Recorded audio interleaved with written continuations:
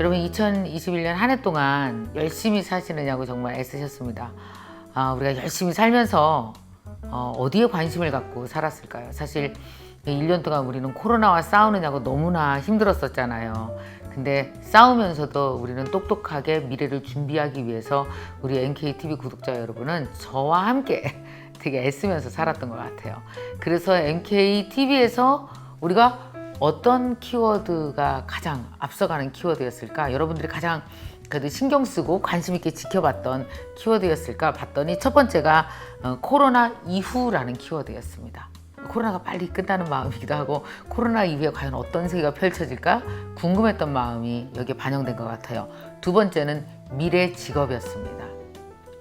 자, 코로나 이후 과연 어떤 미래 직업이 어떤 세상이 우리에게 펼쳐지고 어떤 직업을 가져야 될까 고민하셨고, 또 하나가 빠질 수 없죠. 역시 부의 흐름이었습니다. 결국은 변화하는 세상에서 잘 살아나고 싶은 그런 욕구들이 반영된 그런 키워드라고 보면 되겠어요. 아시다시피 이제 내년부터는 서서히 메타버스의 세상이 열리기 시작합니다. 안타깝게도 코로나가 빨리 끝날 것 같지 않은 조짐들이 여기저기서 나오니까 사람들은 이제 코로나 이후로 돌아가서 다시 오프라인 세상을 활짝 여는 걸 포기하는 대신 희망을 어디로 걸어요? 다음 세상, 다음에 펼쳐질 세상으로 희망을 걸고 있는데, 우리가 알아야 될 것이 바로 다음 세상에서 다르게 펼쳐질 이코노미입니다. 과연 거기는 어떤 경제가 펼쳐질까요? 디지털 경제죠. 디지털 경제를 가장 선도해 나가고 있는 것이 무엇이겠습니까? 바로 NFT입니다. 각자의 지적 재산권이 개인과 개인으로 원활히 거래되는 NFT. 자, 우리는 자산이 있습니다. 뭐요? 개인이라는 자산이요. 여러분도 개인은 갖고 있잖아요. 나도 김미경 갖고 있어요. 이 개인이라는 자산이 어떻게 거래되는지 너무 궁금하지 않으세요? 옛날에 블로그에 글 올렸던 거 좋아요만 받았는데 이제 돈 받을 수 있답니다. 그게 NFT인데 관심 가져야죠. 자, 여러분 그 얘기를 들어보시기 바랍니다. 그래서 우리가 얘기한 것처럼 이제 디지털 영역에서는 진위 여부를 가려내기가 거의 불가능하고 또 판매, 유통의 경로를 추적하기가 힘들기 때문에 이전까지는 창작자들의 그런 수익 흐름을 지켜주는 게 거의 불가능했죠. 굉장히 힘들었는데 이제는 NFT를 통해서 소유권을 인증해주고 또 원본, 짭퉁 그 가짜를 이제 굉장히 발각을 해주기 때문에 그런 점으로 굉장히 발전을 하고 있어요. 그래서 미술 시장에서 시작을 했지만 요즘은 굉장히 다방면에서 그 모습이 드러나고 있고요. 그래서 우리가 말한 대로 이제 디지털 작품들을 위한 판로를 생성을 하고 있고, 창작자들에게도 이제 굉장한 정당한 보상을 준다는 베네핏이 있습니다. 그리고 또 금전적인 그런 부분뿐만 아니라 굉장히 창작자들로 하여금 다양한 창의적인 방법으로 그런 아트를 대하고 또 음악을 대할 수 있게 해준다는 점도 하나의 큰 점 같아요. 그리고 우리가 아까 이야기한 것처럼 어떻게 보면 NFT로 원본이 인증이 되는 한 희소성과 충분성이라는 것이 상호 배타적이지 않다는 점이 굉장히 재밌는 것 같습니다. 정말 그 원본에 대한 희소성 그리고 충분성, 복제본을 통한 그 충분성이 늘어날수록 원본에 대한 희소성이 그 가치가 늘어날 수 있다는 그 다이나믹은 NFT가 있기 때문에 가능한 것이고, 또 이것을 통해서 창작자들이 굉장히 다양한 시도를 해볼 수 있을 것 같습니다. 그리고 여기서 아까 우리가 이야기를 나눈 부분이지만 소유권과 저작권은 엄밀히 다른 겁니다. 그래서 따로 그 계약을 할 때 원작자가 명시를 해놓지 않은 한 구매자는 그 NFT에 대한 그 소유권만 가져가는 컨셉이라고 보시면 되겠습니다. 예를 들어서 우리가 피카츄 카드를 살 때 그 카드를 사는 거지 피카츄 자체를 그 저작권을 사는 건 아니잖아요. 그것처럼 NFT도 그 원본 자체에 대한 그 저작권은 창작자가 소유를 가지고 있고, 그리고 소유권만 계속 2차 시장, 3차 시장을 통해서 넘겨지는 개념이라고 생각하면 되겠습니다. 또 이렇기 때문에 어떻게 보면은 그 창작의 그 가치 사슬에서 원작자와 그리고 소유자가 윈윈을 하게 되는 그런 시너지가 나기도 합니다. 원작자는 그냥 가만히 있는데 소유자가 또 굉장히 더 높은 금액으로 NFT를 팔기 위해서 디스코드나 트위터를 돌아다니면서 홍보를 하고 하면 더 높은 금액으로 소유권을 넘길 수 있게 되잖아요. 그 가능성이 높아지잖아요. 그러면은 판매 금액이 높아질 때마다 원작자는 나는 아무것도 하지 않았는데 그냥 가만히 앉아 있으면서 로열티의 그 액수가 계속 높아지는 그런 또 베네핏을 가질 수 있기 때문에 그 창작 가치 사슬에서의 많은 사람들이 시너지를 가질 수 있는 그게 또 하나의 큰 인센티브라고 할 수 있겠습니다. 그래서 여기 같은 경우는 이제 인터넷의 역사를 우리가 뒤돌아보면 뭐 웹 1.0, 2.0, 3.0 이런 단어 많이 들어보셨죠? 이제 1.0 같은 경우는 이제 뭐 90년대 그리고 2000년대 초반까지의 시대를 아우르는데요. 그때는 이제 인터넷이 정보의 창조 그리고 보급에 초점이 맞춰져 있던 시대이기 때문에 회사가 콘텐츠를 생성을 하고 또 거기에 대한 수익을 가져가는 구조였습니다. 그리고 웹 2.0은 이제 사회 소셜 플랫폼들이 등장을 하면서 웹 1.0의 사회적인 요소가 더해진 그런 케이스인데요. 뭐 소셜 플랫폼이라고 하면 뭐 페이스북, 인스타그램, 뭐 틱톡 여러 가지가 있죠. 그런 것들이 등장을 하면서 이제 인플루언서들이 드러났고 그 누구도 정말 뭐 핸드폰이 있고 스마트폰이 있고 그리고 다양한 창작 도구를 가지고 컨텐츠를 올리면서 내가 직접 컨텐츠를 제작하는 시대가 됐습니다. 뭐 창작 경제 아니면 열정을 가지고 그 창작을 한다고 해서 열정 경제라고도 하죠. 그 열정 경제, 창작 경제에는 하지만 하나의 문제가 있는데요. 많은 경우 그 회사, 그 플랫폼이 그 수익금의 많은 부분을 가져간다는 또 그런 불합리한 부분이 없지 않아 있습니다. 물론 플랫폼이 있기 때문에 창작자들이 더 많은 어디언스를 만나고 또 소통을 할 수 있다는 장점은 있지만 하지만 어쨌든 이제는 디지털 그 창작자들이 컨텐츠를 제공을 하고 회사가 수익금을 가져가는 그런 구조가 이제 웹 2.0이라고 볼 수 있고요. 웹 3.0은 이제 블록체인과 굉장히 긴밀한 그런 관계를 가지고 있는 시대인데 이때는 이제 NFT라는 것이 등장을 하면서 블록체인이라는 것이 등장을 하면서 창작자들이 직접 그 프로듀스를 하고 제공을 하고 거기에 대한 수익금, 거기에 대한 베네핏을 직접적으로 가져가게 된 시대가 되어서 이제는 창작자 경제가 뭐 NFT를 통해서 창작자 경제가 생겨났다 그런 개념이 아니라 창작자 경제는 뭐 2000년대부터 계속 왔는데 이제 NFT라는 것을 통해서 좀 더 창작자들이 다이렉트로 사람들을 만나고 또 다이렉트로 수익을 가져갈 수 있는 그런 시대가 되었다고 볼 수 있겠습니다.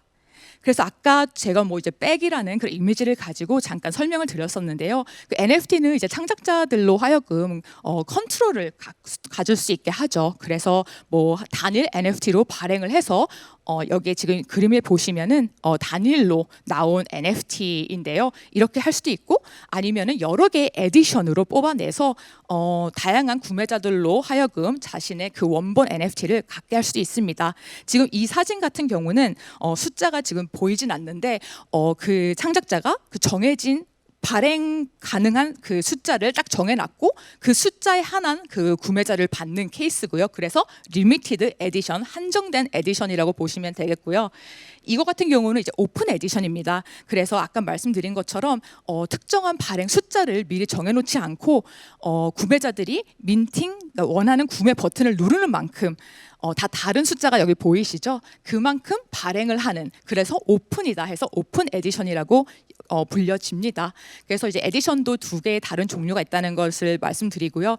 그리고 이건 이제 니프티 게이트웨이인데 이제 사람들이 뭐 언제 에디션이 열리나 이런 걸 잘 모를 수 있기 때문에 많은 수의 그 플랫폼들이 구독자들한테 이메일을 보냅니다. 그래서 예를 들어서 오늘은 이런 작가의 NFT가 올라갈 예정이고 예를 들어서 뭐 몇 시에 올라갈 거고 몇 분 동안 열려 있을 것이다. 이런 것을 이메일을 통해서 알려줘서 구매자들은 굉장히 기대감을 가지고 뭐 알람도 딱 세팅을 해놓고 기다리는 경우가 많습니다. 그래서 어떻게 보면 정말 NFT가 되게 다양한 그런 작가들, 아티스트들, 뭐 뮤지션들을 만날 수 있게 해주는 플랫폼이란 거에서 큰 의미가 있는 것 같아요. 저도 매일매일 이메일을 아침마다 받아보면서 오늘은 또 어떤 사람을 만나게 될까, 어떤 스토리를 가진 작품이 올라올까를 기대를 하게 되거든요. 그래서 그런 점이 NFT가 가진 다이렉트하게 창작자와 어디언스가 만날 수 있는 참 큰 기회가 아닐까 싶습니다. 그리고 이제 로열티 제도는 이제 말씀을 드렸죠. 이제 로열티를 갖게 되기 때문에 그 윈윈하는 창작자와 소유자, 구매자들이 윈윈하는 그런 시스템이 생성이 됩니다. 그래서 이렇게 로열티 제도를 통해서 거래가 될 때 여기 지금 보시는 거는 2차 시장에서 거래가 되는 NFT들이에요. 그래서 아까 그 채팅장에 잠깐 보니까 그 에디션 숫자에 따라서 값이 다르다고도 말씀을 하셨는데 맞습니다. 그 2차 시장에서 재거래가 될 때 예를 들어서 첫 번째 에디션인 경우에는 그 1번이 주는 그 특이성 때문에 좀 더 높은 가격으로 재거래가 되는 경우가 참 많고요. 뭐 다 그런 건 아니지만 어떨 때는 그게 뭐 맨 마지막 숫자가 될 수도 있고 그런 패턴이 좀 보이는 거는 없지 않아 있습니다. 그리고 뭐 재거래될 때 무조건 그 금액이 높아지는 건 아니에요. 이렇기 때문에 NFT를 섣불리 들어가기는 좀 힘든 부분도 없지 않아 있는데 재거래될 때 무조건 금액이 높아지고 수익을 얻을 것이라는 생각은 안 하는 게 좀 좋지 않을까 싶습니다. 정말 어떤 많은 경우에는 원본 그러니까 처음에 구매를 했을 때부터 2차 시장에서 점점 가격이 내려가는 경우도 꽤 많이 있고요. 그런 점을 아시면 되겠습니다. 그래서 여기에서 보시면 이제 사실 뭐 우리가 미디어를 통해서 접하는 그런 NFT들은 NFT 아트, 뭐 수집품들, 크립토 펑크와 같은 애들이 정말 비싸잖아요. 뭐 크립토 펑크와 같은 경우는 아마 많은 분들이 아실 텐데 지금 가장 싼 펑크가 한 5억 원을 하고 있습니다. 그래서 사실 정말 웬만한 뭐 자산가, 크립토 웨일, 암호화폐 부자가 아닌 이상은 사실 꿈꾸기가 힘든 부분인데요. 그렇다고 모든 NFT가 이렇게 거품이 껴있는 건 아니에요.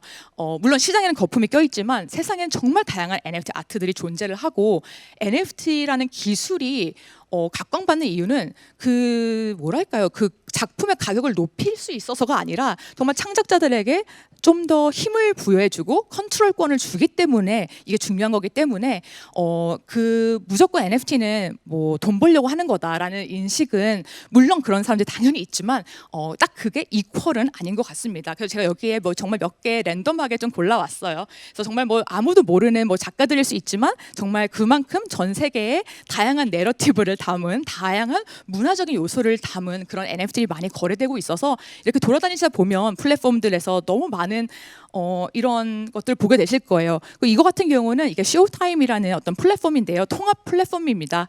그래서 여기서 지금 보시다시피 뭐 코리안 NFT 커뮤니티가 나와 있잖아요. 그래서 한국에 좀 이름 나신 그런 NFT 아티스트들의 작품을 모아서 전시를 하기도 하고 여기 옆에 보시면은 또 이제 아프리카 쪽에 그 대륙에 계신 또 NFT 아티스트들의 작품을 모아서 전시를 하기도 하고 아무래도 NFT 시장이 굉장히 광범위하고 크다 보니까 뭘 봐야 될지 좀 그런 게 좀 어려울 수가 있는데 이런 식으로 좀 큐레이팅 서비스를 해주는 플랫폼들도 요즘 나오고 있어서 한번 둘러보시면 좋을 것 같습니다.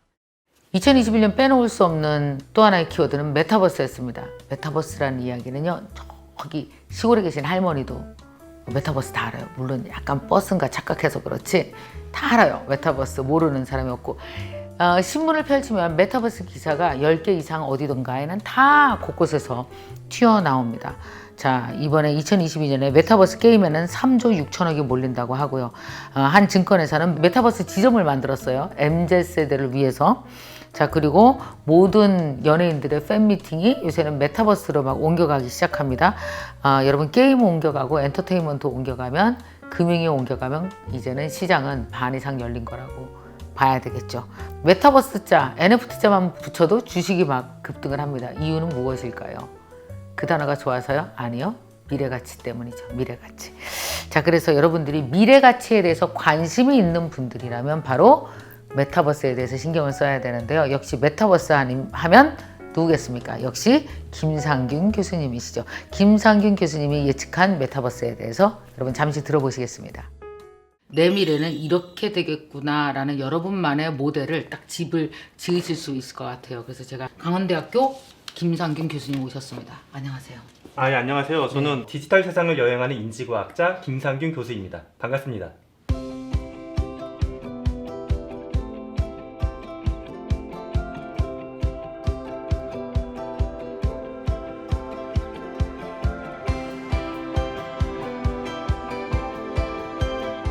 그러면 여기 보니까 막 그 경력이 네. 공부 경력이 네.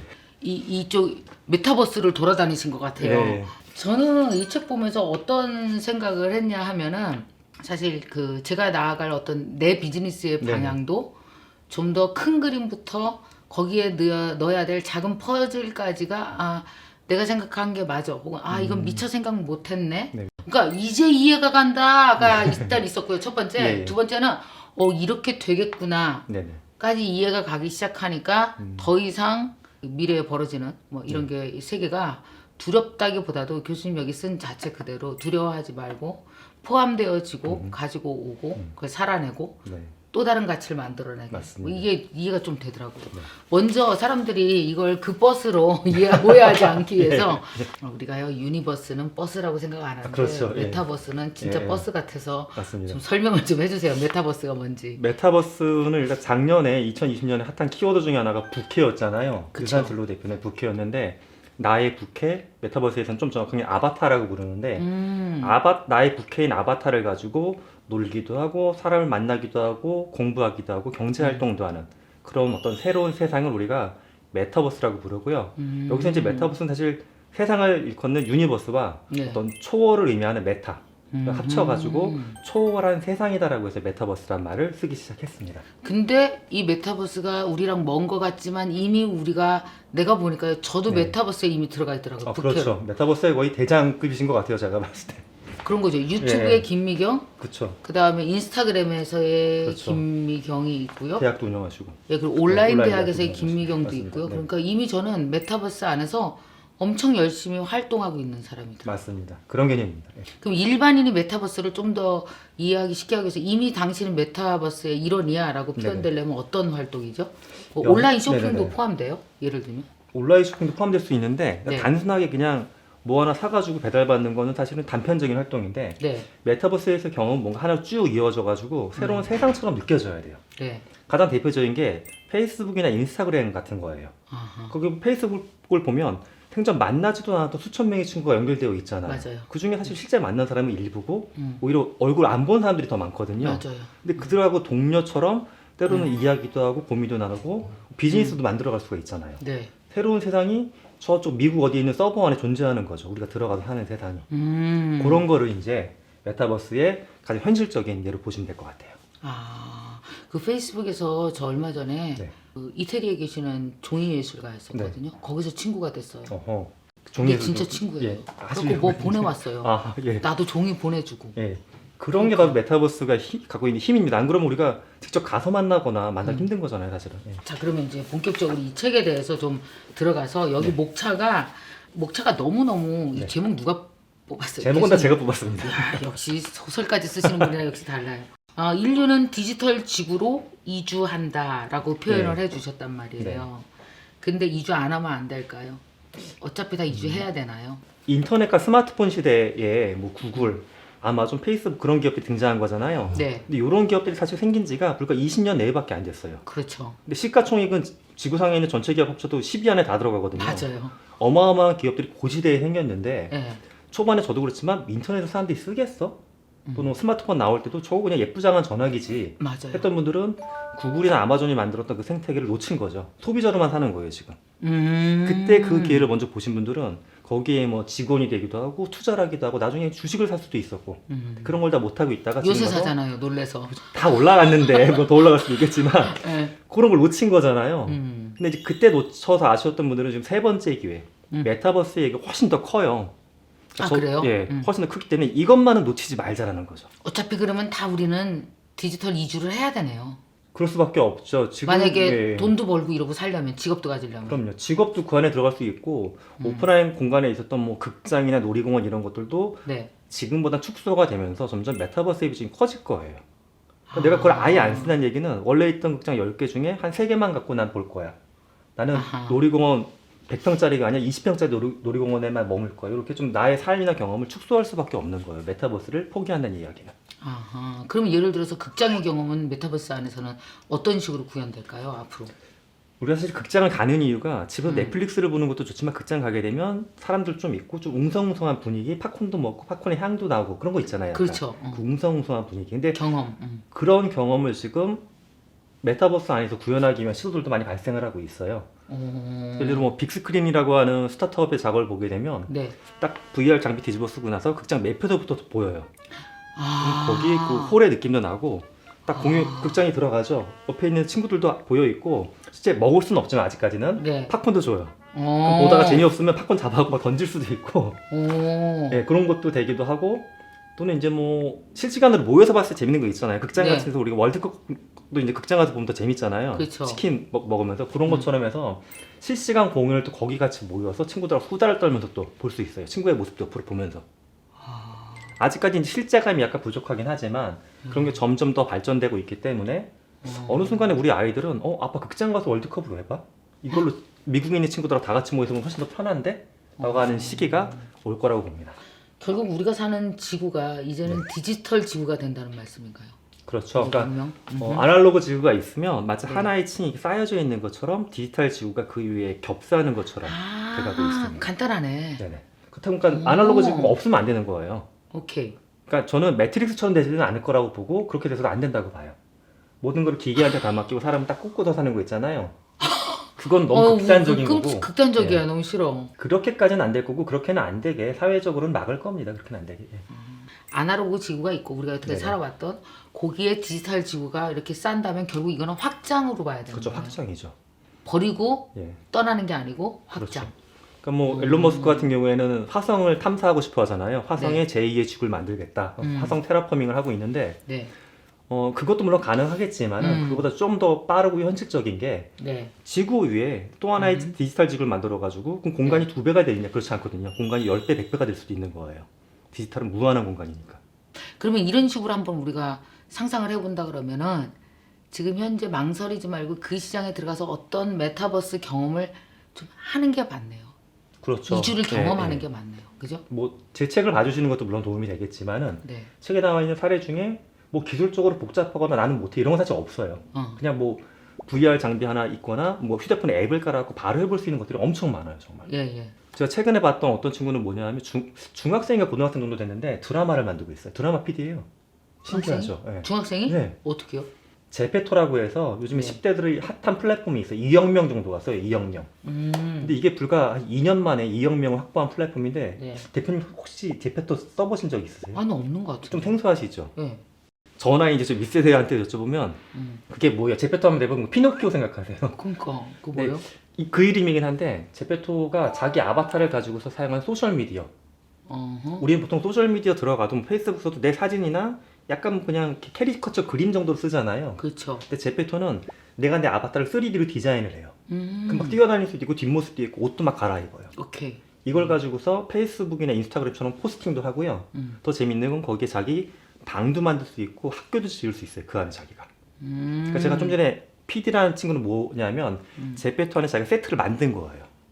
드라마 세트를 만들어가지고 아바타를 불러들여가지고 연기자한테 돈을 주면 또 너무 힘들잖아요. 돈이 많이 들어가니까는 아바타들한테 연기를 시킨다고 보시면 돼요. 그래서 그거 장면을 또 편집을 해가지고 미니 드라마로 시켜서 하는데 한번 올리면 아바타가 어떻게 움직여요? 거기서 어떤 기술로? 지금 이제 우리가 아바타를 하면 이제 보통 얼굴만 이렇게 주로 보잖아요. 네, 근데 거기 제페토 안에 아바타는 몸이 다 나와요. 그러면 그거 조작을 좀 할 수가 있어요.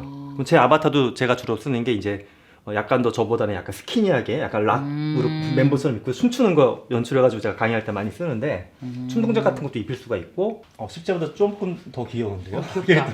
아주 발랄하신데 이런 식으로 연출할 수가 있어요. 네. 제페토 나도 이거 써봐야 되겠네. 이게요 오프라인은 우리가 네. 어떤 세상에서 사는지 오프라인 눈에 다 보였잖아요. 그렇죠. 근데 이게 관심을 안 가지면요 내가 모르는 세상이 수십만 개, 100만 개가 움직여요. 와, 엄청난 완전 바보가 정확한 돼요. 지적을 하신 거예요. 사실 그래요? 오프라인 세상은 곁눈질로 쓱 가서 보이잖아요. 저기 그렇지. 있는 젊은 애들 뭐 한다. 메타버스는 그게 안 되는 거예요. 내가 들어가지 않으면 없는 세상인 거예요. 없는 이게 세상. 무서운 거예요. 그래요. 예, 예. 대표님도 제페토 안에 대학이나 캠퍼스도 복제해서 만들어주면 좋을 것 같아요. 그러면은 해외에 있는 2억 명의 유저가 놀러 올 거예요. 좋겠다. 제가 제페토 안에 저희 대학을 만들었어요. 강원대학교를. 그래? 네. 왜냐면 잘돼요? 20학번 학생들이 강원대학교를 못 와봤어요. 코로나 때문에. 오. 그 친구 너무 불쌍하잖아요. 어떡해. 캠퍼스를 저희 학부생들하고 이렇게 해가지고 만들었어요. 조그맣게. 오 제페토 안에? 네, 그렇게 신입생들 와서 오리엔테이션도 해줬는데 더 웃긴 게 뭐냐면 BTS 때문에 외국에 있는 친구들이 한국에 관심 많잖아요. 그쵸. 한국에 있는 코리아에 어떤 대학이 있어 놀러 온 거예요. 외국인 강원대학교로? 몇백 명이, 예. 너무 놀러 오면서 재밌다. 인증샷 올려갖고 인스타그램에 올리고 막 하는 거예요. 한국에 강원 내셔널 유니버시티가 있어 하면 너무 신기했어요, 저도. 예. 이거 봐요. 예. 내가 모르면 없는 세상이라니까요. 맞습니다. 예. 저 처음엔 들었어요 이 세상을 또. 그러면 네. 여기서 그 얘기를 좀 해주세요. 아직도 제 친구들 중에서는 뭐 제 친구도 그렇고 40대도 그렇고요. 사실 연령을 불문하고 눈을 안 돌리면 이 세상은 없는 거라고 말씀하셨잖아요. 그렇죠. 맞아요. 어려도 네. 마찬가지고. 맞아요. 예. 근데 이 세상으로 반드시 와야 되는 이유를 또 한 몇 가지만 설명해 주신다면? 2019년, 20년의 큰 변화 중에 하나를 보게 되면 우리가 사람 만나러 갈 때 차 타고 가잖아요. 자동차. 운전해서 가야지 사람 만날 수 있잖아요. 카페에서 만나건. 지금도. 예, 그래서 지금도. 예. 그래서 2019년 통계를 놓고 보면 전 세계에서 자동차를 가장 많이 파는 기업이 도요타거든요. 그렇죠. 도요타가 2019년에 영업이익이 28조 원 정도 됐어요. 28조. 네네네. 근데 우리나라의 이제 대표적인 자동차, 현대자동차는 그거보다 좀 작아서 3조 7천억 정도 됐었어요. 네네. 2019년에. 근데 2019년 같은 해에 네. 페이스북, 온라인에서 우리가 사람을 만날 수 있을 때 가장 많이 쓰는 플랫폼이 페이스북인데 그렇죠. 페이스북 영업이익이 도요타랑 거의 같아요. 2019년. 만들어진 지 불과 20년도 안 된 회사가. 아하. 그게 가장 컸고 더 무서운 건 작년에 발생했어요. 2020년. 네. 2020년에 아직까지 정확하게 집계는 안 됐지만 도요타의 영업이익은 2019년 대비 80%는 떨어졌을 거다. 폭락했을 거다. 그렇죠. 자동차. 그렇게 하고 있는데 작년에 페이스북은 2분기까지 발표한 자료를 보게 되면 네. 2019년 대비 한 70% 이상이 오히려 올라갔어요. 그렇죠. 그만큼 우리가 가장 대표적인 게 만나는 데 필요한 가장 기초적인 기술이 메타버스에서 훨씬 더 시장이 커지고 있고 그렇죠. 아날로그직은 급속하게 줄어들고 있다는 거예요. 좀 더 깊게 보면 뭐 작년에 더 큰 거 뭐 여행, 비행기 난리가 났었잖아요. 다 그렇죠. 정리해고 못하죠. 하고 줄어들고 그런 거가 내가 그 생각이 없던 나 그냥 여기서 조그맣게 살고 있으면 돼 이게 아니라 네. 우리의 경제가 바뀌고 직장이 바뀌고 우리 아이들의 진로가 바뀌어 나가고 있다는 겁니다. 이제 여러분이 가지신 궁금증 중에서 가장 큰 게 그거일 거예요. 그 작년에 CNN에서도 이런 얘기 나왔죠. 80% 직업이 사라지는데 90% 직업은 새로 생긴다. 그만큼 세상의 판이 갈아 끼워진다라는 얘기예요. 여기서 직업이 변화하는데 가장 중요한 테크놀로지가 뭘까요? 바로 AI죠. AI가 대신할 수 있는 일들이 점차적으로 많아집니다. 얼마 전에 제가 아는 그 작가 친구도 누군가가 이야기한 걸 녹취를 푸는데 시간을 엄청 많이 썼대요. 근데 요새 녹취 누가 해요? AI가 다 하죠. 사람 목소리 주면 한글로 귀신같이 뽑아냅니다. 정리만 하면 돼요, 이제는. 기자분들도 옛날에 뭐예요? 누구 인터뷰하면 녹취해 갖고 와서 다 녹취 푸느냐고 한 6시간 썼어요. 근데 이거 다 10분, 20분 만에 싹 다 해결되어지는 거죠. 자, 그러면 일자리가 뺏겼을까요? 아니죠. 인간은 더 나은 일자리를 찾아서 진화하기 시작했습니다. 그래서 미래가 달라지는 거예요. AI가 직업을 뺏어서 달라지는 게 아니라 AI에게 맡길 건 맡기고 우리는 다른 일을 하니까 직업의 판도가 바뀌는 거죠. 이거에 대해서 미래 일자리, 미래 직업에 대해서 가장 많은 식견을 가지고 우리에게 얘기를 해주신 분이 바로 미래학자 최윤식 박사님이시죠. 아이들의 미래까지 보실 수 있을 겁니다. 함께 보시죠. 자, 한국은 이것뿐만 아니라 글로벌 패러다임 전환도 지금 시작되고 있어요. 네, 그래서 예를 들면은 지금은 이제 지능 시대잖아요. 인공지능이 약한 인공지능과 바이오 기술과 나노 기술 이런 것들이 전체적으로 산업의 변화, 인재의 변화, 부의 흐름의 변화, 직업의 변화, 일자리의 변화들을 만들어내죠. 특별히 우리가 이제 그 인공지능을 좀 살펴보겠는데요. 지금은 이제 지능혁명에서 인공지능이 뭐 지능, 자율, 영생이라는 새로운 산업을 기회적으로 만들어낼 수도 있지만 이거는 조금 시간이 걸리는 거고요. 당장 다가오는 것은 일자리의 문제죠. 제가 이제 미래에 대해서 그 이야기를 할 때 이런 말을 많이 표현을 해요. 기회는 생각보다 늦게 옵니다. 즉 이런 어떤 패러다임 기술 변화가 아까 말씀드렸던 뭐 자율 시장이라든지 지능 시장이라든지 영생의 시장이라든지 예전에 전혀 없었던 시장들을 만들어내면서 새로운 어떤 소비 혹은 새로운 일자리를 만들어내는 것이 분명하지만 그런 기회는 생각보다 늦게 온다. 그러나 위기, 즉 AI 로봇과 이런 것들이 미래 기술들이 인간의 일자리를 빼앗아가거나 혹은 인간의 임금을 약화시켜요. 대부분은 일자리를 많은 사람들이 없앤다고 생각하는데 그러지 않아요. 제가 이렇게 표현하거든요. 인공지능 로봇이 나오면 앞으로 20년 내에 현재 직업의 80%를 위험하게 만든다. 저는 그렇게 해요. 80%가 없어진다가 아니에요. 사실 80%가 없어지지 않습니다. 80%가 위험해진다는 말이 맞아요.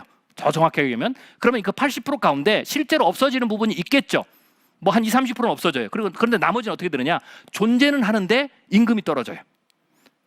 즉 기계와 대비해서 그것보다 더 낮은 임금을 내가 받아야만이 인간이 일할 수 있게 되는 거죠. 그런 위기들은 굉장히 빨리 오고 이미 시작됐고 코로나19 기간이 그 부분을 위기를 굉장히 빨리 당겼다 보시면 됩니다. 실제로 코로나19 기간에 실업률도 굉장히 높아졌고요. 인간이 하는 일자리들을 인공지능 로봇이 지금 빠르게 대처하고 있어요. 물론 인간과 인간의 대면을 막는다고 해서 뭐 하겠지만 키오스부터 시작해가지고 이제는 서빙 로봇이라든지 이런 것이 정착됐거든요. 배달 로봇이 나오고. 그런데 이것이 코로나19 기간에 잠시 임시 방편으로 만들어진 게 아닙니다. 이건 기술이 계속 갔기 때문에 코로나19 이후에 이게 성공적으로, 오히려 이렇게 봐야 돼요. 코로나19가 아니었으면 이런 어떤 인간의 일자리를 기계나 혹은 인공지능 로봇이나 이런 것들이 대체하는 데는 굉장히 많은 시간이 걸렸을 거예요. 왜냐하면 실험을 해야 되겠죠. 네, 그런데 갑자기 코로나19라는 게 오면서 어떻게 됐습니까? 순식간에 인간의 일자리를 싹 없애버렸어요. 그리고는 이게 굉장히 빠르게 도입이 됐대요. 왜냐하면 대안이 없으니까. 그래서 어쩔 수 없이 도입을 한 거예요. 그러니까 판단을 뭐 특별히 판단할 수가 없이 그냥 해야 되는 거죠. 코로나19가 아니었으면 판단을 해야 됐어요. 여러 가지를 따져야 되겠죠. 이게 비용이 어떠냐, 이렇게 되면 인간의 일자리가 어떻게 되냐, 누구를 내보내야 되냐, 뭐 이런 굉장히 그 고심 어린 생각을 해야 되는데 코로나19 때는 이제는 그 필요 없어요. 일단은 들여다놔야 되죠. 그래서 믿지는 셈 치고 들여다 놓은 거예요. 속는 셈 치고. 그런데 해보니까 어떻게 돼요? 굉장히 퍼포먼스가 좋다는 거죠. 그래서 이렇게 생각하는 사람들이 굉장히 빠르게 늘어났어요. 코로나19로. 전 세계에서. 그럼 어떻게 되겠어요? 한 번 혜택을 보면 이제는 그것을 돌이킬 수가 없습니다. 그래서 오히려 코로나19 이후에 기계나 인공지능 로봇이 인간의 일자리를 대체하는 속도는 코로나19 이전의 속도보다 더 빨라질 것이다 라고 여러분들이 보시면 됩니다. 자, 이거는 AI 로봇과 인간의 일자리의 매트릭스인데요. 보시면 알겠지만 가장 빨리 없어질 것은 AI 로봇이, 인공지능 로봇이 저비용으로 할 수 있는 일, 그러나 인간이 할 수는 있지만 경쟁자가 많아서 수익이 낮아지는 일, 이 두 가지 매트릭스가 겹치는, 즉 저 빨간색 부분이죠. 이 부분이 가장 먼저 없어질 거고요. 실제로 현재 있는 영역에서 80%는 이런 도전을 받는다라고 보시면 되겠습니다. 자, 그러면 결론적으로 우리가 생존의 방법이 뭘까요? 간략하게 제가 몇 가지만 말씀드리겠습니다. 자, 미래가 크게 변하죠. 뒤바뀌는 세상이란 말이에요. 그럼 어떻게 돼요? 간단합니다. 여러분이 생각의 틀을 바꿔서 미래에 대한 생각을 바꾸고 여러분이 과거에 가졌던 틀을 바꿔서 미래를 새롭게 디자인해야 됩니다. 즉 어떻게? 미래 변화에 맞춰서. 이게 굉장히 중요합니다. 이거는 제가 이제 그렇게 하려면 어떻게 됩니까? 미래에 대한 여러분들이 공부를 하셔야 돼요. 이거는 제가 하나 샘플로 보여드리는 건데 이건 미래 지도입니다. 기술 영역의 변화죠. 자, 이렇게 기술 영역의 변화가 이건 2035년까지만 변화만 제가 다루는 거고 이것도 굉장히 굵직한 요소의 큰 흐름들만 담아놓은 겁니다. 굉장히 복잡하죠. 즉 이처럼 지금 굉장히 빠르게 변화가 되고 있다. 그러면 여러분들 이 변화를 알아야만이 내가 미래를 디자인할 수 있어요. 새로운 방향을 설계할 수가 있죠. 그래서 미래에 대한 공부를 여러분들이 지금부터는 게을리 하시면 안 됩니다.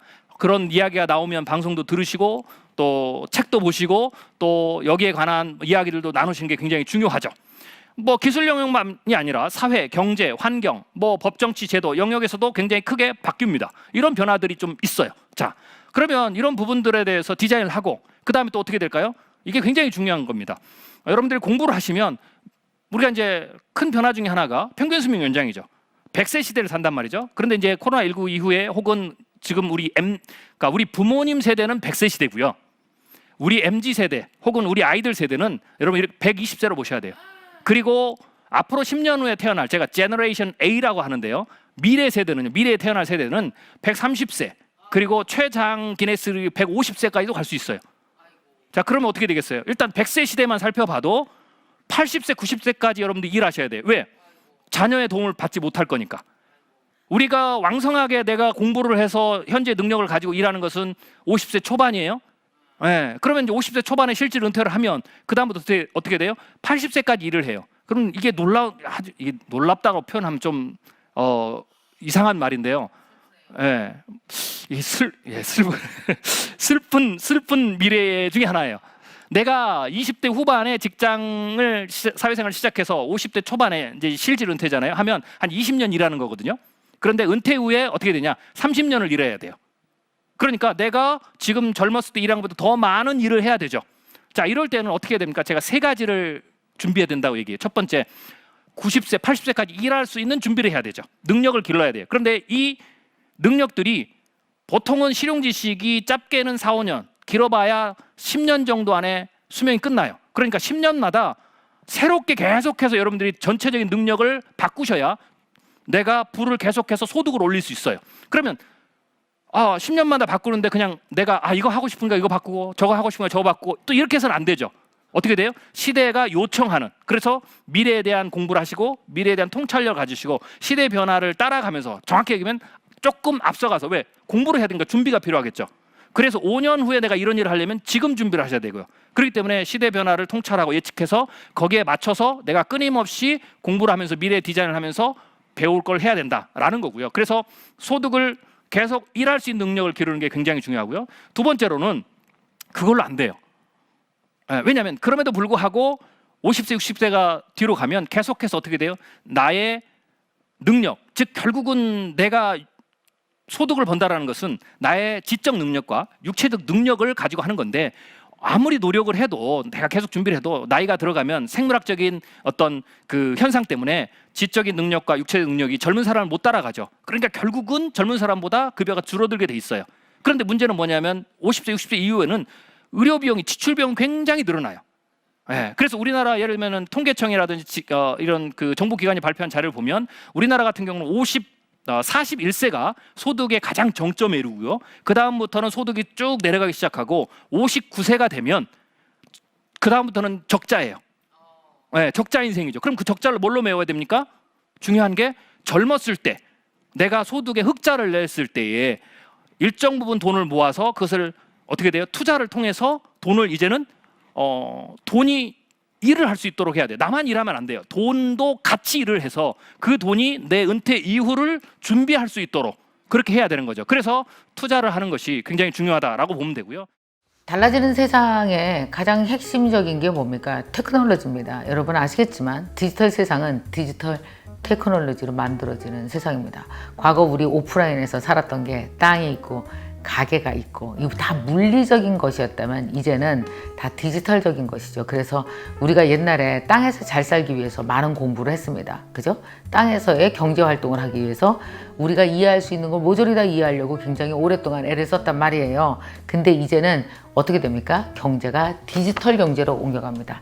자산과 자본이 디지털로 옮겨가면서 디지털 경제에 대해서 공부해야 되죠. 그러려면 당연히 디지털 경제를 이끌어가는 기본인 세븐 테크놀로지, AI, 빅데이터, IoT, 블록체인, 클라우드 컴퓨팅, 교양으로 꼭 알아야 되는 테크놀로지가 있다는 거죠. 그래서 그 세븐 테크 되게 궁금하실 텐데 여러분 아주 딥하게 보는 건 나중 일이라 할지라도 우선 저런 게 있구나, 이것 때문에 세상이 변하는구나, 나는 어떻게 해야 되지를 해답을 찾을 수는 있을 겁니다. 자, 세븐 테크 구체적으로 어떤 건지 들어가 보시죠.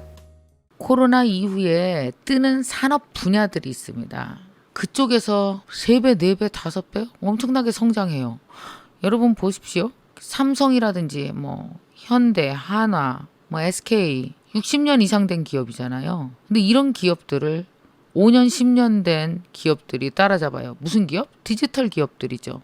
자, 지금 여러분들 이렇게 생각하시면 됩니다. 거의 1년 동안 우리가 못 만났어요. 그러니까 사람들끼리 왜 이렇게 강당에서 막 뛰기도 하고 막 이런 거 하고 싶잖아. 근데 못 하잖아, 우리 지금. 여러분, 이 욕망이 언제까지나 잠자고 있을 것 같아요? 아니요. 요 욕망을 해결할 방법을 인간은 찾습니다. 인간이 기술이 얼마나 많이 발달했는지요. 우리가 같은 교실 안에서 교수님의 강의를 듣고 공부하고 하는 걸 지금 상당히 오랫동안 못하고 있잖아요. 우리가 이 상태로 계속 갈 것 같으세요? 아니면 교실을 만들어낼 것 같으세요? 교실을 만들어내겠죠. 어디에 만들어요? 가상공간에. 그게 어디? 제페토, 로블록스, 메타버스. 그러니까 여러분 꼭 아셔야 되는 게, 그래서 메타버스 세상이 한 몇 년 후에나 와야 될 게 되게 빨리 우리한테 온 거예요. 지금 현재.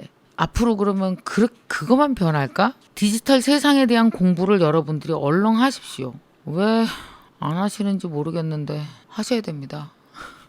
뭐 안 하려고 안 하겠어요. 너무 늦었다라는 생각도 들고 내가 해서 어디다 써먹을 수 있을까? 뭐 이런 생각도 좀 하실 거고. 그러니까 공부해서 뭐가 달라진 경험을 인생에 안 해보신 분들은 공부 효용 가치를 잘 몰라서 언뜻 공부를 그 문제를 푸는 가장 중요한 키로 사용을 안 하시더라고요. 근데 저는 항상 공부를 키로 사용해요. 댓글 올라오시는 거 보니까 감을 못 잡잖아요. 어떻게 공부해야 돼? 메타버스가 뭐 하는 거냐? 그러니까 알아두실 필요는 분명히 있는 거예요. 왜냐하면 우리가 공부를 해서 사람들이 어디로 가서 어디에 모여 있는지 알아야 돈을 벌건 직업을 갖건 뒤처지지 않을 수 있는 거거든요. 두 가지를 보시면 됩니다. 간단하게만 얘기해 드릴게요. 나머지는 앞으로 계속 저랑 여러분이랑 공부를 좀 하고 제가 관련된 전문가분들을 모셔서 계속 토크를 할 생각이니까 NKTV를 계속 잘 보고 계시면 되고, 제대로 공부를 더 깊게 하고 싶다 하시는 분들은 NKYU 오셔서 더 공부를 하시면 되고, 공부하는 방법은 워낙 여러 가지니까요. 사람이 이렇게 서 있어요. 사람이 서 있으면 옛날에는 우리가 어디 서 있었냐 하면 이렇게 땅에 서 있었죠. 땅. 그러니까 이게 뭐야? 이게 오프라인에 서 있었잖아요. 오프라인 땅. 그래서 우리는 사는 데 있어서 땅에 대해서 잘 알았어요? 몰랐어요? 알았죠. 지도 읽는 것도 배우고 운전하고 길 찾는 거 기본이잖아요. 운전하고 어디 길 찾아가는 거. 그래 너 어디야? 그럼 거기서 만나? 아 그럼 몇 시간 걸리겠네. 그러면 시간을 계산하는 법. 아 거기서 거기까지 가는 데는 지하철 타고 택시 타면 되니까 55분 정도 걸려. 집에서 몇 분 정도에 나가면 돼. 공방 하나를 열고 싶어. 그러면 내 또래 공방들이 어디에 많으니까 거기쯤에 공방을 내면 되고 돈은 얼마 정도 투자하면 되고 누구 불러서 어떤 아저씨 불러서 어디에서 공사하면 되고 아 인테리어 공사비는 2천만 원 나오겠네. 오프라인에서는 우리가 사는 방법에 대해서 되게 프로라고요. 문제없이 기초 지식이 어느 정도 있어서 큰 공부 안 해도 살았던 거예요. 요새는 디지털 세상에서 다 뭐든지 오픈을 해야 되니까요. 땅에다 오픈해도 하늘에 오픈해야 되잖아. 여러분 재능을 갖고 컨텐츠가 있어. 나는 이거를 하고 싶어. 아이들 뭐 과외하는 걸 갖다가 내가 디지털 세상에서 만들려고 그래. 그러면 어디다 만들어야 되지? 아 아이들은 요새 그 로블록스니까 아 거기다가 연결을 해야 되나? 그럼 누구를 불러서 무슨 공사를 해? 이걸 내가 직접 배워서 해야 돼? 아니면 그 잘하는 사람 있어? 나만의 브랜딩을 해야 되네? 여러분 아까 디지털 세상에서는 무조건 자기 브랜딩이 돼야 돼요. 결국엔 똑똑한 개인이 돼야 되거든요. 그러면 디지털 세상에는 어떤 요소가 있지? 옛날에 우리 보면은 왜 차도 있고 기차도 있고 길도 있고 빌딩도 있고 뭐 이런 요소가 있듯이 디지털 세상에는 AI, 그다음에 메타버스, 로보트, 그다음에 AR, VR, 블록체인, IoT, 클라우드 컴퓨팅 뭐 이거 말고도 엄청 많지만 기본 이런 세븐 테크가 에 대해서는 알아야 되죠. 그래야 어디다가 뭘 적절히 갖다 쓸 줄 아니까. 이게 그 일부 전문가들만 알면 되는 거 아니에요? 아니요. AI 기술은 그냥 우리 생활에 다 들어옵니다. 다 몽땅. 로봇은 우리가 60 이상 되면 엄청 친해질 겁니다. 그리고 디지털 세상에서 돈 벌려면 블록체인 개념에 대해서 알아야 되죠. 이 블록체인을 자꾸만 이렇게 가상화폐라고 완전히 이꼴로 생각하시는데 아니에요. 블록체인은 블록체인 기술을 얘기합니다. 개인 장부죠. 모든 디지털 모든 활동들이 내 개인 장부에 꽂히고 모든 거래가 여기에 꽂히는 거죠. 이 블록체인 기술만 완벽해진다면 우리가 어쩌면 온라인 세상에서 디지털에서 내가 매일 검색하고 뭔가 활동한 모든 것들을 마케팅 가치가 있다고 생각하면 돈을 받을 수도 있죠. 내 블록체인 장부에 꽂힐 수도 있습니다. 돈이. 코로나가 이제 이 1년 차인데 계속 이렇게 눈치를 보고 있었잖아요. 이제는 모든 기업들이 이제 눈치 안 볼 걸요. 이제 올해 말 내년부터는 그냥 다 디지털로 갑니다. 근데 항상 알아두세요. 기업들이 그쪽 세상으로 갈 땐 뭘 가져가요? 사람, 돈, 기술, 모든 리소스를 몽땅 다 가지고 갑니다. 그래서 남아있는 저쪽 세상에 돈이 없는 거예요.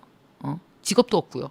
직업이 없어진다니까요. 저쪽 세상에는 새로운 직업이 엄청 생겨요. 이쪽 세상에 직업 자체가 사라지는 거죠. 그래서 80% 직업이 사라지고 90% 직업이 생긴다는 얘기입니다. 근데 그 90% 직업은 아무나 갖는 게 아니죠. 기본적으로 어느 정도는 공부를 해야죠. 근데 이걸 전문가처럼 하라는 게 아니라 그냥 판을 이해할 정도는 알고 있어야 된다. 그러니까 서서히 조금씩 공부하시면 돼요. 꼭 제페토를 가입한다고 되는 건 아니죠. 이 전체 중에서 제페토라는 건 100분의 1밖에 안 되니까요. 바뀐 세상에서도 여러분들이 문제없이 사실 수 있게 도와드리고 싶습니다. 물론 그게 나를 돕는 행위라서 또 그런 거예요. 또 하나 있어요. 그러니까 아까 내가 섰다 그랬어.